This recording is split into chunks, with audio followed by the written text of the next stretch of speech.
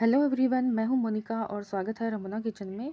आज की Holi special 2 recipes लाई हूं मैं आपके लिए, जो कि बहुत ही जल्दी बनकर तैयार हो जाती है। तो वीडियो शुरू करने से पहले आपसे रिक्वेस्ट है कि अगर आपको ये रेसिपी पसंद आती है तो प्लीज़ लाइक, शेयर और सब्सक्राइब ज़रूर कीजिएगा। तो पहली रेसिपी के लिए मैंने यहाँ पर 1 कप साबुत काली दाल ली थी, जिसे मैंने 3 से 4 घंटे के लिए भिगो दिया था। और जब वो अच्छे से भीग गई थी तो मैंने उसका पानी निकाल कर इस तरह से कपड़े पर अच्छे से सुखा लिया है। दाल बिल्कुल भी गीली नहीं रहनी चाहिए, बिल्कुल अच्छे से हमें इसको सुखा लेना है। आप चाहें तो इसे पंखे के नीचे भी सुखा सकते हैं। तो चलिए अब शुरू करते हैं। तो मैंने यहाँ पर कढ़ाई में ऑयल है वो अच्छे से गर्म करने के लिए रख दिया था, और ऑयल है वो हल्का गर्म हो गया है। तो मैंने यहाँ पर 1 कप काजू लिए हैं, जिनको हम मीडियम फ्लेम पे गोल्डन ब्राउन होने तक फ्राई कर लेंगे। तो आप देख सकते हैं बिल्कुल अच्छा सा इस पे कलर आ गया है, तो हम इनको निकाल लेंगे। फ्लेम को हमें मीडियम ही रखना है। और अब इसमें डाल रही हूँ मैं 1 कप मूंगफली। मूंगफली को भी हम इसी तरह से फ्राई कर लेंगे मीडियम फ्लेम पे। तेज़ फ्लेम पे आप करेंगे तो ये जल जाएंगी और टेस्ट भी अच्छा नहीं आएगा। जब मूंगफली अच्छे से क्रैकल हो जाएगी और अच्छा सा इस पर कलर आ जाएगा, तब हम इसको निकाल लेंगे। तो क्वांटिटी आप अपने अकॉर्डिंग कम ज़्यादा कर सकते हैं। तो मैंने यहाँ पर अच्छे से इसको फ्राई कर लिया है और आप देख सकते हैं बहुत ही बढ़िया कलर आ गया है। तो अब हम इसको निकाल लेंगे। अब मैंने 1 कप कॉर्नफ्लेक्स लिए हैं, जिनको हम अच्छे से फ्राई कर लेंगे। अगर आपके पास कॉर्नफ्लेक्स नहीं है तो आप इसे स्किप भी कर सकते हैं। तो अच्छे से ये भी फ्राई हो चुके हैं, तो हम इनको निकाल लेंगे। तो इसके लिए हमें तेल है वो अच्छा गर्म चाहिए, जिससे कि ये अच्छे से फूल जाए। और अब मैंने यहाँ पर ली है थोड़ी सी चिप्स, और उसको भी हम इसी तरह से फ्राई कर लेंगे। तो यहाँ पर हमें तेल अच्छा गर्म होना चाहिए, तभी ये अच्छे से फूल पाएंगे, वरना ये कच्चे रह जाएंगे और अच्छे नहीं लगेंगे। तो इनको भी हम निकाल लेते हैं। और अब मैं यहाँ पर डाल रही हूँ पोहा। तो मैंने 2 कप पोहा है वो फ्राई किए थे। आप अपने अकॉर्डिंग कम ज़्यादा कर सकते हैं। तो ये देखिए ये भी अच्छे से फूल चुके हैं, तो इनको भी हम निकाल लेंगे। पोहा फ्राई करने के बाद में हम दाल को फ्राई करेंगे। तो मैंने यहाँ पर काली दाल ली है। आप चाहें तो चने की दाल या फिर मूंग की दाल भी ले सकते हैं। चॉइस आपकी है, आपको जो भी टेस्ट में अच्छी लगती है उस दाल का यूज़ कर सकते हैं। तो हमें इसे मीडियम फ्लेम पे अच्छे से फ्राई कर लेना है। तो आप देख सकते हैं बिल्कुल ये अच्छे से फ्राई हो रही है। तो ये जब ये झाग है वो थोड़े कम हो जाएंगे, तब हम इनको निकाल लेंगे। तो आप देख सकते हैं दाल है वो इस तरह से फटने लग जाएगी, तब हम इसको निकाल लेंगे। तो ये बहुत ही अच्छे से क्रिस्पी हो चुकी है, तो हमने इसको निकाल लिया है। अब मैं यहाँ पर पापड़ स्टिक है उसे फ्राई कर रही हूँ, जो कि मैंने घर पर बनाकर तैयार किए हैं, जिसका वीडियो भी मैंने आपके साथ में शेयर किया है और आपको बहुत ही पसंद आया है। तो आप इस तरीके से ये पापड़ स्टिक बनाकर भी इस मिक्सचर में डाल सकते हैं। और अगर आपके पास ये पापड़ स्टिक नहीं हो तो आप इसकी जगह पर आलू को ग्रेट करके आलू के लच्छे बनाकर भी इसमें ऐड कर सकते हैं, वो भी बहुत ही टेस्टी लगते हैं। तो हमारी यहाँ पर ये सारी चीज़ें तैयार हो गई हैं। तो अब हम यहाँ पर करी लीव्स हैं उसे भी अच्छे से फ्राई कर लेते हैं। मेरे पास ये ड्राई करी लीव्स थी, अगर आपके पास ताज़ा है तो आप उसका भी यूज़ कर सकते हैं। तो मैंने यहाँ पर सारी चीज़ें फ्राई कर ली है। तो आप देख सकते हैं बिल्कुल एक बड़ी सी परात में ये आ चुके हैं। और अभी हमें और भी चीज़ें इसके अंदर मिक्स करनी है। तो मैंने यहाँ पर चिप्स है वो बहुत ही बड़े हैं, इसलिए मैं इनको तोड़ रही हूँ। और ये कॉर्नफ्लेक्स है वो भी बहुत बड़े हैं, इनको भी हम छोटे छोटे टुकड़ों में तोड़ लेंगे। तो अच्छे से हम सारी चीज़ों को मिक्स कर लेंगे, और बाकी बची हुई चीज़ें हैं वो भी हम इसके अंदर ऐड कर देते हैं। तो इस मिक्सचर को आप ज़रूर बनाइएगा, बहुत ही फटाफट बनकर ये तैयार हो जाती है। और खाने में तो इतनी टेस्टी लगती है कि आप मार्केट वाले लाना ही भूल जाएंगे। और घर पे बनी हुई चीज़ें होती हैं वो बहुत ही अच्छी लगती हैं सभी को। और वो कहते हैं ना कि बरकत भी करती है जो घर की चीज़ें हम बनाते हैं। तो अब मैंने यहाँ पर सारी चीज़ें हैं वो मिक्स कर दी हैं। और साथ ही मैंने इसमें मीठा टेस्ट देने के लिए किशमिश यूज़ की है। किशमिश को मैंने फ्राई नहीं किया है, आप चाहें तो इसे फ्राई कर सकते हैं। तो सारी चीज़ों को हमने अच्छे से मिक्स कर लिया है।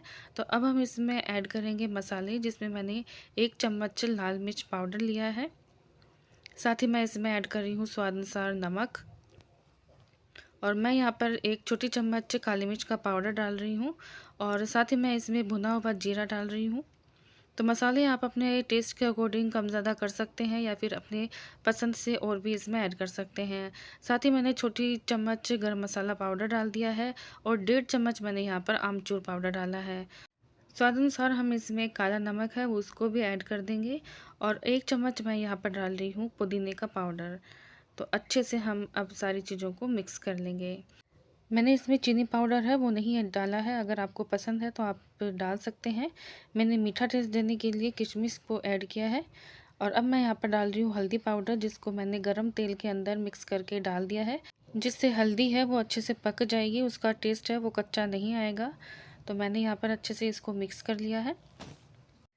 तो आप देख सकते हैं हमारी ये चटपटी मिक्सचर है वो बनकर तैयार हो गई है।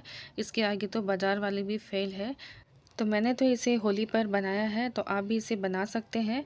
अगर आप होली पे नहीं बना पा रहे हैं तो इसे आप टी टाइम स्नैक्स की तरह कभी भी बनाकर खा सकते हैं।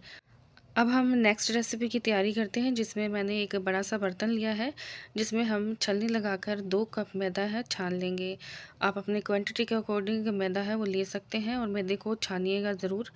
तो मैंने यहाँ पर सारा मैदा है वो छान लिया है। अब स्वाद अनुसार हम इसके अंदर नमक ऐड कर देंगे और 1 छोटा चम्मच मैं यहाँ पर ले रही हूँ अजवाइन, जिनको हाथों से मैं अच्छे से क्रश करके डाल दूँगी, जिससे कि इसका टेस्ट है बहुत ही बढ़िया आएगा। अब मैं इसमें ऐड कर रही हूँ दरदरी कुटी हुई काली मिर्च, जो कि मैंने 1 चम्मच यूज़ की है। आप चाहें तो इसमें और भी मसाले हैं ऐड कर सकते हैं, जैसे कि लाल मिर्च पाउडर, गरम मसाला या फिर पान मेथी। तो मैंने यहाँ पर 3 चीज़ें ही ऐड की हैं, इससे भी बहुत ही टेस्टी बनते हैं। तो हमने यहाँ पर 2 से 3 चम्मच ऑयल है वो मोइन के लिए डाल दिया था। तो आप देख सकते हैं आटे में अच्छे से मुट्ठी वो बन चुकी है, तो इसका मतलब मोइन है बिल्कुल परफेक्ट है। तो जब भी आप कोई भी मठरी या समोसा बना रहे हों तो उसमें मोइन है बहुत ही अच्छे से देना ज़रूरी होता है, तभी आपकी जो भी चीज़ें हैं वो बनेगी बिल्कुल खस्ता और क्रिस्पी बनेगी। तो थोड़ा थोड़ा पानी डालते हुए हमने इसका एक टाइट डो है वो लगा कर तैयार कर लिया है और अब हम इसको ढक कर रख देंगे 15 से 20 मिनट के लिए। तब तक हम आगे की तैयारी कर लेते हैं। तो मैंने यहाँ पर एक कटोरी ली है, जिसके अंदर मैं डाल रही हूँ 2 चम्मच मैदा। साथ ही मैं इसमें 2 से 3 चम्मच घी डाल रही हूँ। तो आपको घी ही यूज़ करना है, तेल का यूज़ नहीं करना है। और अब हम इसको अच्छे से मिक्स कर लेंगे। तो आप देख सकते हैं बिल्कुल अच्छे से एक पेस्ट बनकर तैयार हो गया है। तो इस तरह का रनी पेस्ट हमें बनाकर तैयार करना है।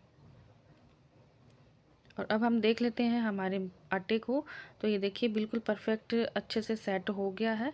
तो अब हम इसको एक बार मसल लेंगे। तो मैंने इसे स्लैब पर ही निकाल लिया है और इस तरह से रोल करते हुए हम अब इसको चाकू से कट कर लेंगे। तो मैंने यहाँ पर जितने पेड़े हम चपाती के लिए बनाते हैं उस साइज़ के हम यहाँ पर कट कर लेंगे। तो सारे पेड़े हमारे कट हो चुके हैं, तो इस तरह से हम इसको गोल बनाकर शेप दे देंगे। तो यहाँ पर मैंने सारे पेड़े बनाकर तैयार कर लिए हैं। तो उसमें से हम एक पेड़ा ले लेंगे और इस तरह से इसको बेल लेंगे। जैसे हम चपाती बनाते हैं उसी तरह से हमें इसको बेल कर तैयार कर लेना है। तो आप देख सकते हैं हमें इसे पतला ही बनाना है, मोटा बिल्कुल भी नहीं रखना है। तो आप देख सकते हैं बिल्कुल एक चपाती हमने यहाँ पर बनाकर तैयार कर ली है। तो सारे पेड़े की हमें इसी तरह से चपातियाँ हैं वो बनाकर तैयार कर लेनी है। और इसको रखने के लिए मैंने यहाँ पर सूखा मैदा है वो पहले डस्ट कर दिया है, जिससे कि ये चिपकेगा नहीं। और यहाँ पे हमारी सारी चपाती है वो बनकर तैयार हो गई है। तो उसमें से मैंने एक चपाती ली है और उस पर हमने जो साटा बनाकर तैयार किया था उसे हम लगा देंगे। तो आपको साटा है वो बिल्कुल अच्छे से लगाना है चारों तरफ से। और अब हम इसके ऊपर दूसरी चपाती रख देंगे और वही प्रोसेस हमें बार बार करना है। तो अगर आपकी ये चपाती छोटी है तो इस तरह से खींचते हुए हम इसको सेट कर लेंगे और वापस से हम इस पर साटा लगा देंगे। तो इसी तरह से हमने यहाँ पर सारी चपाती है उस पर साटा लगाते हुए अच्छे से सेट कर लिया है। तो हमारी सारी चपातियाँ बनकर तैयार हो गई है। तो अब हम इसको एक बार बेल लेंगे। तो हमें इस पर ज़्यादा प्रेशर नहीं देना है, अच्छे से हल्के हाथों से बेलकर हमें इसको इस तरह से रोल कर लेना है। तो बिल्कुल टाइटली रोल करना है, बिल्कुल भी ये खुलना नहीं चाहिए। तो हमने यहाँ पर इसको बिल्कुल अच्छे से रोल कर लिया है और अब हम इसको चाकू से कट कर लेंगे। तो हमें एकदम पतली पतली पीसेज है वो कट करनी है, ज़्यादा मोटा हमें इसको नहीं रखना है। जिस तरह से हम मठरी बनाते हैं उसी साइज़ का हमें यहाँ पर ये पेड़े हैं वो कट करने हैं। तो अब आपको मैं दिखा देती हूँ कि इसके अंदर जो लेयर है वो कितने अच्छे से बनकर तैयार हुई है। तो आप देख सकते हैं हमने यहाँ पर सारे पेड़े हैं वो इसी तरह से कट कर कर रख लिए हैं। तो अब हम इसको दबाते हुए अच्छे से इसको शेप दे देंगे। तो हमें इसको आगे की तरफ पुश करना है और इसी तरह से मैं आपको दोबारा दिखा देती हूँ, आप देखिए। तो इसी तरह से हमें ये सारे पेड़े हैं बनाकर तैयार कर लेने हैं। तो इसमें से मैंने एक पेड़ा ले लिया है, तो अब हम इसको बेल लेंगे। तो जिस तरह से हम पूरी बनाते हैं उसी तरह से हमें इसको बेल लेना है। अब हम इसको फ़ोल्ड कर देंगे और जिस साइड में हमने फ़ोल्ड किया है उसी साइड में हमें इसको पानी लगाकर चिपका देना है। तो आप देख सकते हैं बिल्कुल इसी तरीके से आपको करना है और अच्छे से इसको पानी लगाकर चिपका देना है, जिससे कि जब हम फ्राई करेंगे तो ये खुलेगा नहीं। तो एक मैं आपको और बनाकर बता देती हूँ। इस तरह से बेलते हुए हमें इसको फ़ोल्ड कर लेंगे और जहाँ से फ़ोल्ड किया है वहीं पर हमें इसको पानी लगाकर वापस इसको फ़ोल्ड करते हुए चिपका देना है। और इस तरह से समोसे का जो शेप होता है उसी तरह से ये शेप बन जाएगा। तो हमारी ये समोसा मठरी है, हमने बनाकर तैयार कर लिए है। तो अब हम इसको फ्राई करेंगे। तो फ्राई करने के लिए मैंने ऑयल है गरम कर लिया है, लेकिन तेल को हमें ज़्यादा गरम नहीं करना है, हल्का गरम ही करना है। जिस तरीके से हम समोसे फ्राई करने के लिए जो तेल करते हैं उसी तरीके से हमें इसको भी फ्राई करना है। और जब ये तेल में अच्छे से फ्राई होंगे और ऊपर आने लग जाएगी तब हम इसको पलटेंगे। इससे पहले आपको बिल्कुल भी इसे टच नहीं करना है। तो आप देख सकते हैं जब एक साइड से अच्छे से ये फ्राई हो गई थी तो इस तरह से ऊपर तैरने लग जाती है, फ्लोट होने लग जाती है, तभी हम इसको पलटेंगे। तो हमें इसे मीडियम फ्लेम में ही फ्राई करना है। अगर आप तेज़ पे कर देंगे तो ये अंदर से कुक नहीं होगी और ये कच्ची रह जाएंगी। तो हमने इसको इस तरह से पलटते हुए फ्राई कर लिया है। तो आप देख सकते हैं बहुत ही बढ़िया सा इसमें कलर आ गया है। तो अब हम इनको निकाल लेंगे और इनकी परत को भी आप देख सकते हैं बिल्कुल अच्छे से खिल कर निकली है। तो इसी तरह से हमने यहाँ पर दूसरी भी फ्राई कर ली है। तो हमने यहाँ पर सारी मठरी है या फिर आप इसे समोसा मठरी भी बोल सकते हैं। तो मैंने यहाँ पर ये समोसा मठरी बनाकर तैयार कर ली है। तो अगर आपको ये पसंद आती है तो प्लीज़ आप ज़रूर ट्राई कीजिएगा, बहुत ही टेस्टी बनती है। आप चाहें तो इसके ऊपर कोई भी मसाला है वो भी डालकर खा सकते हैं, जैसे मैगी मसाला या फिर चाट मसाला, जो भी आपको पसंद हो, या फिर नमक मिर्च इसके ऊपर और ऐड करके भी आप इसको खा सकते हैं। तो आप देख सकते हैं कितनी क्रिस्पी बनी है। तो एक बार आप इसे ज़रूर ट्राई कीजिएगा। मिलते हैं हम अगली रेसिपी में। Thanks for watching.